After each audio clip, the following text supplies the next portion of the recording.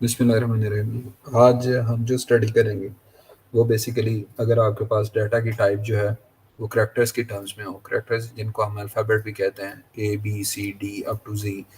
तो अगर आपके पास इस तरह की इनपुट आ रही हो या आउटपुट आप डिस्प्ले इस तरह की करवाना चाह रहे हो, तो उस केस में आप डाटा की कौन सी टाइप यूज़ करते हैं।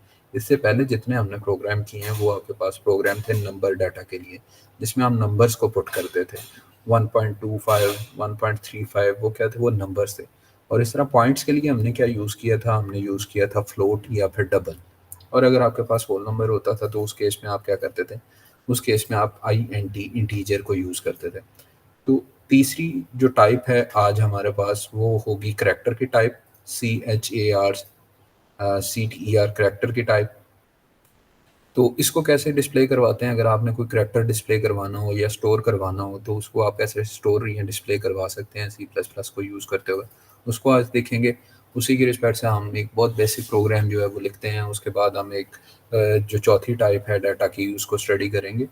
तो पहले हम ये करैक्टर की टाइप, जिसको आप 4 CHAR एब्रीवेशन के साथ सी प्लस प्लस के अंदर शो करते हैं, उसको कैसे डिफाइन कर सकते हैं और उसको कैसे हम यूज़ करते हैं वो अभी देखते हैं। इसी तरह से आपने प्रोग्राम को स्टार्ट करते हुए हैश टैग इंक्लूड, जो भी आप लाइब्रेरीज को एक्सेस करना चाहें वो आप हैश टैग इंक्लूड के थ्रू एक्सेस करते हैं। तो यहाँ पे आप लाइब्रेरी इनपुट आउटपुट स्ट्रीम को सिर्फ यूज़ करना चाह रहे हैं, तो आपने इनपुट आउटपुट स्ट्रीम आपने यहाँ पे लिखा। उसके बाद आप अगर कोई फर्दर लाइब्रेरी को यूज़ करना चाहें, जैसे इससे पिछले प्रोग्राम में हमने मैथ की लाइब्रेरी को यूज़ किया था, तो इसमें हमें वो उसकी ज़रूरत नहीं है, तो आप फर्दर कोई लाइब्रेरी यूज़ नहीं करेंगे। इसके बाद हम लिखते हैं जी कि using name space standard semicolon. उसी तरह से उसके बाद हम क्या करते हैं कि प्रोग्राम को स्टार्ट करते हैं, इंट मेन लिखते हैं और ये आपके पास पैरेंथेसिस आती हैं। इसके बाद आप दो कर्ली ब्रैकेट्स के थ्रू क्या करते हैं जी, प्रोग्राम का सिंटैक्स लिखना शुरू करते हैं। इसके अंदर आप जो भी लिखेंगे वो प्रोग्राम की बॉडी ही होगी और प्रोग्राम का पार्ट होगा। सबसे पहली लाइन जो होती है उसमें आप क्या करते हैं, डाटा की टाइप लिखते हैं, जैसे I N T integer, I N T stand for integer. जब हमने इंटीजर्स के फॉर्म में डाटा लेना हो तो तब आप आई एन टी लिखते हैं। अगर आपने पॉइंट्स की फॉर्म में लेना हो तो तब आप फ्लोट या फिर आप क्या लिखते थे, डबल लिखते थे। इसी तरह से अगर आपने करैक्टर की टर्म्स में डाटा लेना हो तो उसको आप लिखते हैं CHAR। CHAR, चार स्टैंड फॉर करैक्टर। तो चार के आगे आप जो भी चीज़ लिखेंगे वो आपका असल में वेरिएबल है, उस वहाँ पे आप क्या करना चाह रहे होते हैं, चीज़ों को स्टोर करना चाहते हैं। जैसे हम ये डिस्प्ले करवाना चाह रहे हैं कि आपका ग्रेड क्या है, फर्स्ट करें हम ये डिस्प्ले करवाना चाह रहे हैं, ऐसा प्रोग्राम डिवाइस करना चाह रहे हैं जिसमें हम स्टूडेंट से पूछें कि आप अपना ग्रेड एंटर करें और एंटर करने के बाद वो आपकी स्क्रीन के ऊपर डिस्प्ले हो जाए।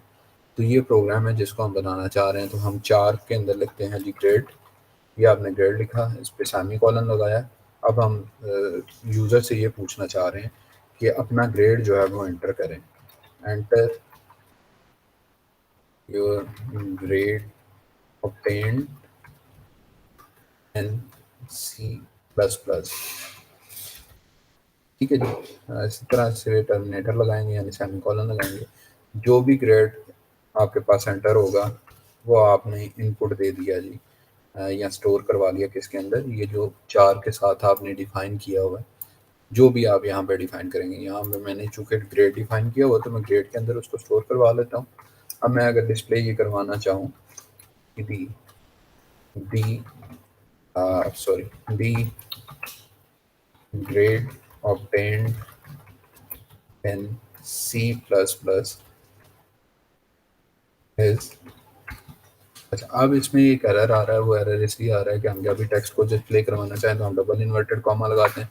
तो ये मैंने डबल इन्वर्टेड कॉमा लगाऊंगा तो तब मेरे पास ये टेक्स्ट डिस्प्ले होगा, अदरवाइज वो एरर के तौर पे ही डिस्प्ले होगा। तो मेरे पास ये आ गया। इसके बाद मैं किस चीज़ को डिस्प्ले करवाना चाह रहा हूँ, ये जहाँ पे मैंने से जिस वेरिएबल मैंने इसे स्टोर करवाया था वो मैंने कहाँ पे स्टोर करवाया था, ग्रेड में स्टोर करवाया था। आप उसको रिकॉल करेंगे, रिकॉल करने के बाद आपने क्या किया जी, इसको सेमी कॉलन के थ्रू टर्मिनेट किया। टर्मिनेशन करने के बाद आप इस पे लिखते हैं जी रिटर्न 0, तो इसका मतलब प्रोग्राम जो है वो फिनिश हो जाएगा। यहाँ पे आपने सेमी कॉलन लगाया। अब इसको करते हैं हम कंपाइल। जब हम इसको कंपाइल करते हैं तो यहाँ पे एक एरर है जी, वो एरर क्या है, ये सी इन की जो एरोज हैं ये गलत लगे हुए हैं, ये असल में आपके पास होते हैं, ओरिएंटेशन ये होती है। ये अब हमने कंपाइल किया, कंपाइल करने के बाद जैसे मैं इसको रन करता हूँ तो आपके पास जो आउटपुट विंडो है वो जनरेट होती है, और आउटपुट विंडो में लिखा हुआ है enter your grade obtained in C plus plus. तो यहाँ पे मैं फर्स्ट करने ग्रेड पुट करता हूँ ए। अब ए करेक्टर है, करेक्टर जब भी आप डाटा करेक्टर के फॉर्म में देना चाहें तो CHAR के साथ शो होता है। तो CHAR चूंकि करेक्टर ए है तो ए के अंदर ये डिस्प्ले हो जाएगा, ए के अंदर ग्रेड के अंदर ये स्टोर हो जाएगा। अब आप इसको डिस्प्ले करवाना चाहते हैं तो the grade obtained in C plus plus is A. ठीक है जी, ये आपके पास जो डिस्प्ले आ रहा था फाइनल, आपके पास सी आउट की जो आपके पास जो सी आउट आ रहा था जिसको हमने कहाँ पे लिखा था, ये अगर मैं प्रोग्राम आपके पास शो करवाऊँ तो इसमें ये जो लास्ट लाइन है ये आपके पास डिस्प्ले के तौर पे यहाँ पे आना शुरू होगा। तो ये आपके पास उस केस में है जब आपके पास करैक्टर्स को आप डिस्प्ले या करैक्टर्स के साथ आप प्ले करना चाह रहे हो सी प्लस प्लस में। अब अगर हम करैक्टर की बजाय एक पूरे वर्ड के साथ डिस्प्ले करना चाह रहे हैं, यानी जैसे आप ये कहें कि केमिकल या केमिस्ट्री आप लिखना चाह रहे हैं, या आप डिपार्टमेंट लिखना चाह रहे हैं, पूरे एक वर्ड को आप डिस्प्ले करवाना चाह रहे हैं, या उसके साथ आप जो है वो प्रोग्रामिंग करना चाह रहे हैं, तो उस केस में आपके पास सिर्फ ये डाटा की टाइप चेंज होगी। ये 4 की बजाय आप इसको क्या कर दें जी, स्ट्रिंग। आप इसको क्या कर देंगे जी, स्ट्रिंग कर देंगे। जैसे ही आप इसको स्ट्रिंग करते हैं, स्ट्रिंग के बाद आप जो भी लिखेंगे तो वो इसका वेरिएबल डिक्लेरेशन होगी। आपने यहाँ पे वेरिएबल को डिक्लेयर किया, डिक्लेयर करने के बाद आप यहाँ पे फर्ज करें हम लिखते हैं जी एंटर द डिपार्टमेंट नेम। ठीक है जी, डिपार्टमेंट का नाम लिखते हैं, जो भी चीज़ नाम डिस्प्ले होगा इसको ग्रेड की बजाय आप कर लें जी, इसको फर्ज करें आप एक्स में स्टोर करवा लें, just for the sake of understanding. आपने इसको स्ट्रिंग एक्स डिक्लेयर किया तो एक्स वेरिएबल में आपने इसको स्टोर करवा लिया। डिपार्टमेंट का नाम को हम एक्स के साथ रिप्रेजेंट कर रहे हैं तो यहाँ पे आपने स्टोर करवाया। उसके बाद आप यहाँ पे डिस्प्ले करवाना चाह रहे हैं दिस स्टूडेंट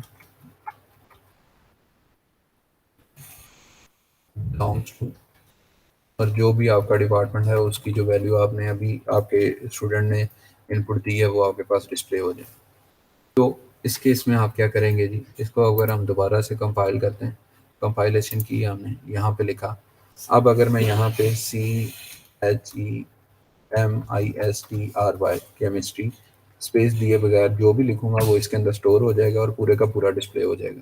अगर मैं इसको चेंज करता हूँ, ये देखें, मैं अगर दोबारा इसको हम रन करें, ये मैंने इसको कंपाइल किया, कंपाइलेशन के बाद मैं रन कर किया, जैसे मैंने रन किया तो ये आपके पास आउटपुट विंडो है। एंटर द डिपार्टमेंट नेम, तो डिपार्टमेंट नेम के बाद आप CHEMISTRY केमिस्ट्री आपने लिखा, तो the student belongs to chemistry. ठीक है जी, इसमें आपने स्पेस नहीं देनी होती, सिर्फ ये याद रखिएगा। स्पेस अगर दे के लिखें तो वो कैसे होता है, वो एक बिल्कुल छोटी सी कमांड है, वो भी आज ही हम इसी के साथ देख लेंगे। तो अगर आपके पास स्पेस नहीं है, स्पेस नहीं दे रहे आप, तो आपके पास ये डिस्प्ले होगा इसी तरह से। अगर आप दे देते हैं स्पेस तो फिर क्या होगा, ये सिर्फ वो भी देख लेते हैं। अभी हम चलें, फ़र्ज़ करें हम लिखते हैं जी केमिस्ट्री डिपार्टमेंट पूरा लिख देते हैं। एंटर द डिपार्टमेंट नेम, यहाँ पे हमने लिखा जी केमिस्ट्री स्पेस बी और डिपार्टमेंट लिख दिया।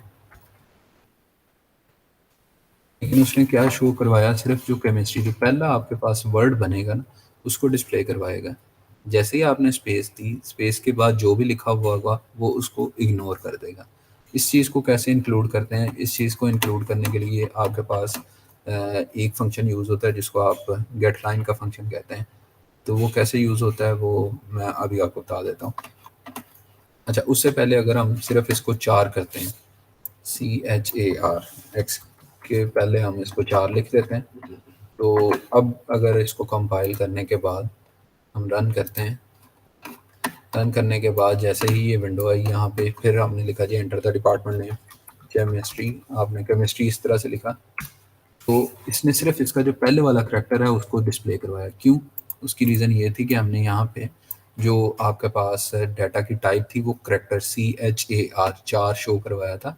अगर आप इसको स्ट्रिंग करेंगे तो पूरे वर्ड को उठाएगा, अदरवाइज क्या करेगा कि वो इसको जो पहला उसका करैक्टर होगा, जैसे इस विंडो में उसने इसके सिर्फ पहले करैक्टर को पिक किया है, 2C के बाद आपके पास जो पहला करैक्टर आ रहा है उसको उसने जो है वो पिक किया है। बाकी को वो क्या कर देगा जी, इग्नोर कर देगा। आउटपुट विंडो में अगर हम देखते हैं, जैसे दोबारा अगर करके देखें तो पूछा यही जा रहा है एंटर द डिपार्टमेंट नेम।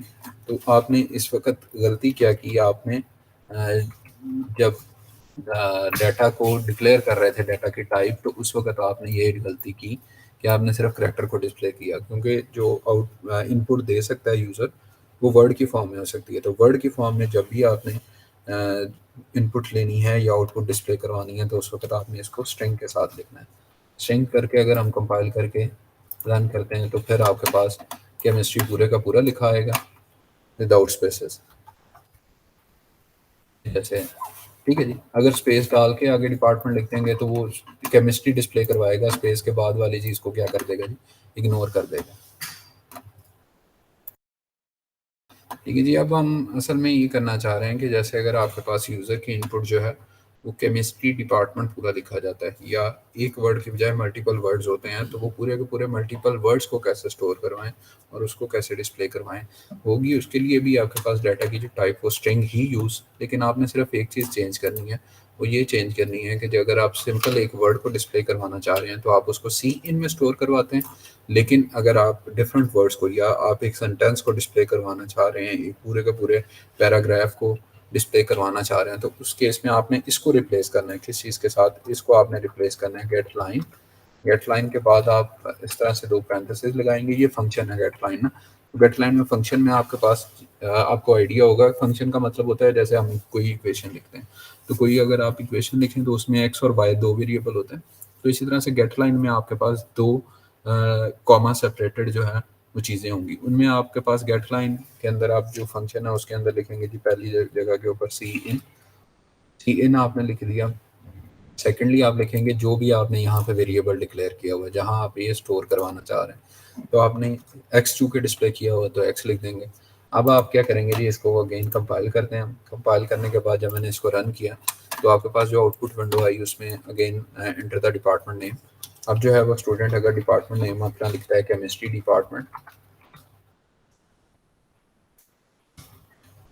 अब आपके पास जो आउटपुट डिस्प्ले होगी वो पूरे का पूरा नाम डिस्प्ले होगी।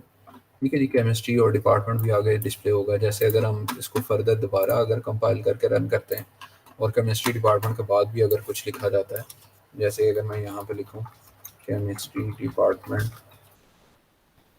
KFUEITRYK, तो ये हमने एक पूरे का पूरा जो है वो सेंटेंस लिखा है। जैसे आप इसको एंटर करते हैं तो जो भी आपने लिखा होगा स्पेस के बाद भी इवन जो जितनी भी चीज़ें आती रहेंगी उन सारी चीज़ों को वो क्या है डिस्प्ले करवाएगा, ये जहाँ पे ये डिस्प्ले करवाए। तो ये आप जब किसी सेंटेंस को डिस्प्ले करवाना चाहें या सेंटेंस को स्टोर करवाना चाहें तो आप क्या यूज़ करते हैं, गेट लाइन यूज़ करते हैं। और करेक्टर को स्टोर करवाने के लिए आप डाटा की टाइप CHAR यूज़ करते हैं। अगर आपने किसी वर्ड्स को स्टोर करवाना है या सेंटेंस को स्टोर करवाना है तो उस केस में आपने स्ट्रिंग को यूज़ करना है। Thank you very much for joining.